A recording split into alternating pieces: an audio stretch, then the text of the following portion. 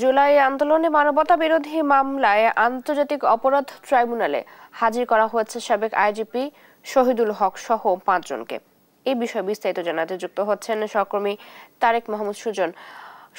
Tarique, tribunal আসামিদের বিষয়ে কোনো আদেশ দিয়েছে কিনা এই পর্যন্ত জানাবেন।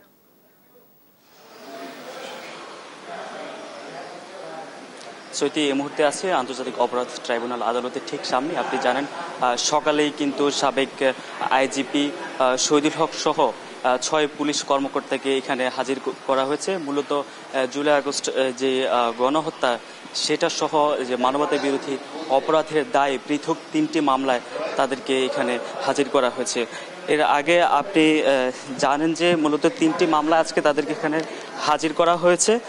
তার মধ্যে একটি মামলা যেটিতে সাবেক এই আইজিপি শহীদুল হক সহ পুলিশের 3 ঊর্ধ্বতন কর্মকর্তাকে আজকে এখানে হাজির করা হয়েছে। সেই মামলাটি হলো 2016 সালে রাজধানীর কল্যাণপুরে একটি জঙ্গি নাটক সাজিয়ে 9 জন যুবককে হত্যা করা হয়েছে। রাষ্ট্রপক্ষের যে প্রসিকিউটর যেমনটা জানিয়েছেন, সেই মামলায় কিন্তু মূলত তাদের 3 জনকে হাজির করা হয়েছে এবং শুনানির শেষে আজকে কিন্তু এই শুনানিটা হচ্ছে তাদেরকে সে মামলায় গ্রেপ্তার দেখানো হবে কিনা সেটা নিয়ে।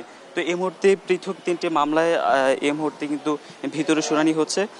এই যে মামলা যেটির কথা বলেছি 2016 সালে যে কল্যাণপুরের যে জঙ্গি আস্তানার নামে 9 জনকে হত্যা করা হয়েছে, সে মামলায় আরও 2 জন যে তারা পুলিশ কর্মকর্তা হলো ঢাকা মহানগর পুলিশের সাবেক কমিশনার মোহাম্মদ আসাদুজ্জামান মিয়া এবং ডিএমপির মিরপুর বিভাগের সাবেক উপকমিশনার মোহাম্মদ জসিমউদ্দিন মোল্লা। এছাড়া অন্যান্য যে 2 মামলা সহ আজকে যে 6 জন এখানে উপস্থিত করা হয়েছে তারা হচ্ছে সাবেক এএসআই চঞ্চল চন্দন সরকার এবং সাবেক সহকারী পুলিশ কমিশনার রাজন কুমার সাহা, সাবেক অতিরিক্ত পুলিশ সুপার এসএম মাইনুল ইসলাম। তো আজকে কিন্তু এটা নির্ধারিত দিন ছিল যে 3টি মামলায় তাদেরকে ঢাকার যে কেরানীগঞ্জের কেন্দ্রীয় কারাগার এবং গাজীপুর কাশিমপুর কারাগার থেকে তাদেরকে এই আন্তর্জাতিক অপরাধ ট্রাইব্যুনালে হাজির করা হয়েছে।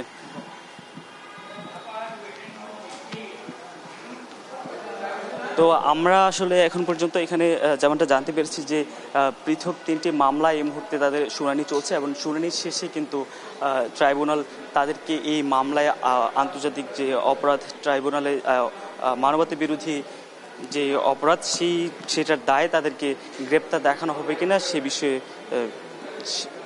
সিদ্ধান্ত জানাবে।